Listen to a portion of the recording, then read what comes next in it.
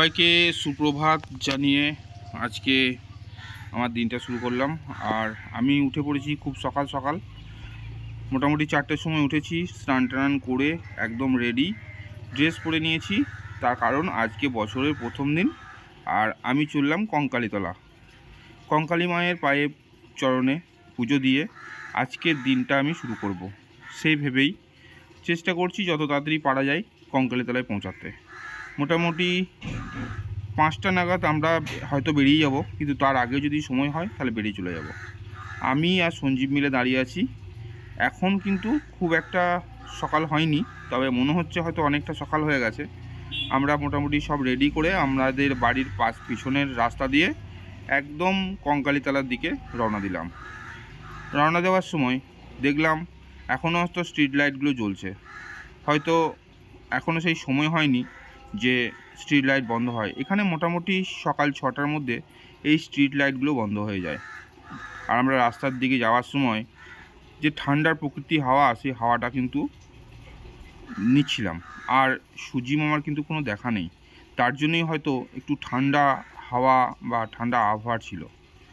তবে একটু কুয়াশা মাখার রাস্তার মধ্যে দিয়ে যখন যাচ্ছিলাম তখন বেশ ভালোই লাগছিল। আর দুদিকের যে গ্রামের চিত্রগুলো একটু দেখতে পাচ্ছিলাম, কারণ হয়তো বোলপুরের এখনও অলিগলিতে গ্রামের কিছু নিদর্শন রয়ে গেছে, যেটা হয়তো অন্যত্রে কোথাও নেই। কারণ এটা হচ্ছে বোলপুর শহর সত্যিই রাঙামাটির শহর। তাই রাঙামাটির টানে বহু জায়গা থেকে এই বোলপুরে অনেকেই ঘুরে যায়, অনেকেই দেখে যায় এই শহরকে। তাই আমরা কিন্তু সেই রাঙামাটির গন্ধকে আনন্দ হিসাবে ধরেই ঠিক কঙ্কালীতলার দিকে রওনা দিয়ে দিলাম।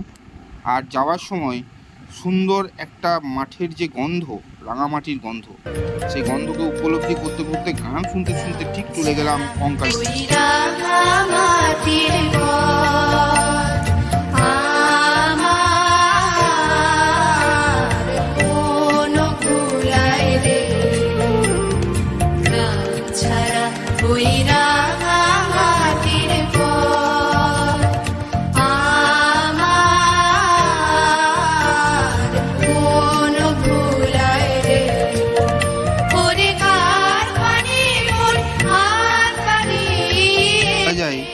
রাঙামাটির শহর বোলপুরের কোলেই অবস্থিত এই কঙ্কালীতলা।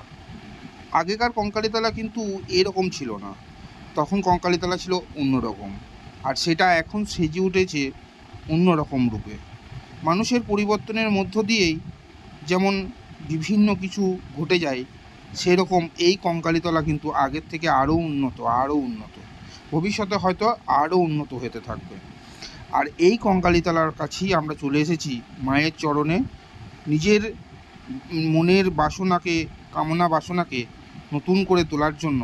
আমরা একদম কঙ্কালী মায়ের কাছে চলে এসেছি। তো আমরা দোকানে দাঁড়িয়ে আমাদের পুষ্পর যে প্রসাধনীগুলো সেগুলো নিয়ে নিলাম। আর সেগুলো নিয়েই আমরা কিন্তু আমাদের ডালা সাজিয়ে একদম মায়ের চরণের কাছে এসে উপস্থিত। শুধু কিছুক্ষণের অপেক্ষা, যেটা মানুষের ধর্ম, লাইন দেওয়া, সেই লাইন আমরা দিলাম। এবং আমরা কিন্তু চেষ্টা করলাম যে সবারই কাছাকাছি যদি লাইন দেওয়া যায়, তার জন্য কিন্তু আমরা সবারই মতন চিন্তাভাবনা নিয়ে আমরা কিন্তু এই সকাল সকাল চলে গেছি কঙ্কালী মায়ের কাছে। তো আমরা চেষ্টা করব যত তাড়াতাড়ি হোক বা যত শীঘ্রই হোক মায়ের কাছে গিয়ে শুধু মায়ের চরণে একবার হাত দিয়ে শুধু নিজের মনের আশাটুকু বলে আমাদের বছরের প্রথম যে দিনগুলো সেগুলো এইভাবে পার করতে চাই। আর গোটা বছর যেন আমাদের এইভাবে ভালোভাবেই যায়, এই আশা নিয়ে আজ মায়ের কাছে আসা। আর মায়ের কাছে আশীর্বাদ নিয়ে নিজের মনের যে কামনা বাসনা সেইগুলোকে বলা। আর এর বদলে মা শুধু চায় ভক্তি ভরে প্রণাম, ভক্তি করা। আর মানুষের কাছে আর তো কিছু চায় না, ঈশ্বর মানুষের মঙ্গল করে। আমরা কিন্তু তাই ঈশ্বরের দরবারে এসে উপস্থিত হই। তাই আমরা কিন্তু সকাল সকাল চলে এসেছি। আর তোমরা দেখতে পাচ্ছ সামনে প্রচুর লাইন পড়েছে, সেই লাইনটাকে উপেক্ষা করে আস্তে আস্তে আমরা একদম মায়ের চরণে গিয়ে উপস্থিত হব, এই ভেবেই আমরা লাইনে দাঁড়িয়ে পড়লাম। লাইনে দাঁড়ানোর পরেই মনের মধ্যে একটাই প্রশ্ন, কখন দেখব মায়ের চরণ। ধীরে ধীরে লাইন কিন্তু এগোতে থাকে, আমরাও কিন্তু সঙ্গে এগোতে থাকি। আর একটাই শুধু আশা, কখন দেখব একবার মায়ের চরণ। এই আশাগুলো নিয়েই আমরা এগোতে থাকি, লাইন কিন্তু এগোতে থাকে। ধীরে ধীরে আমাদের পিছনেও বহুজন দাঁড়িয়ে গেল, তাদেরও সেই একই চিন্তাভাবনা, কখন একবার মায়ের চরণ দেখব, কি মাকে দুটো মনের কথা বলবো। সবাইকে সব রকম কথা বলি, কিন্তু ঈশ্বরের কাছে, মায়ের কাছে যে কথাগুলো বলা হয়, সবার কাছে তো সেগুলো বলা হয় না। সেই চিন্তাভাবনা নিয়েই কিন্তু আমরা কিন্তু এইভাবেই ঈশ্বরের কাছে এসে থাকি আর মনের কথা বলতে থাকি। হয়তো আমরা জানি না একসময় কোনো না কোনোভাবে আমাদের আশা, মনের আশা পূর্ণ হবে। আমরা দেখতে দেখতে দেখলাম বহুজন আমাদের পিছনে দাঁড়িয়ে গেল, তারা সেই একই আশা নিয়েই আজকে এখানে এসছে মায়ের কাছে। তাদের মতন আমরাও কিন্তু সেই বুক ভরা আশা নিয়ে এসছি মায়ের কাছে কিছু প্রার্থনা জানানোর জন্য, যেগুলো হয়তো আমাদের এই বছরটা হয়তো ভালো যাবে, পরের বছরও হয়তো ভালো যাবে, সেই আশাটুকু নিয়ে। দেখতে দেখতে আমরা একদম চলে এসেছি মায়ের কাছাকাছি, মন্দিরের একবার দরজার গোড়াতেই। অনেকেই ঘণ্টা বাজাচ্ছে, সেই ঘণ্টার ধ্বনি, শঙ্খের ধ্বনি এবং এর সাথে সাথে পুজোর মন্ত্র সবই আমাদের কানে বেজে উঠছে। আর শুধু কিছুটা দূরত্ব, যেটা হয়তো মাকে আমরা দরজা থেকে দেখতে পাচ্ছি না, তবে এইবার আমাদের সম্ভব একবারে মাকে দেখে নিলাম।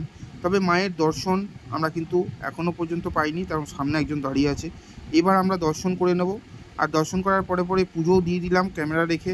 আর পুজো দেওয়ার পর একবার ছোট্ট ছবি নিয়ে নিলাম মায়ের সাথে, আর এসে বাইরে দাঁড়িয়ে আমি আমার ভিডিও শেষ করে দিই।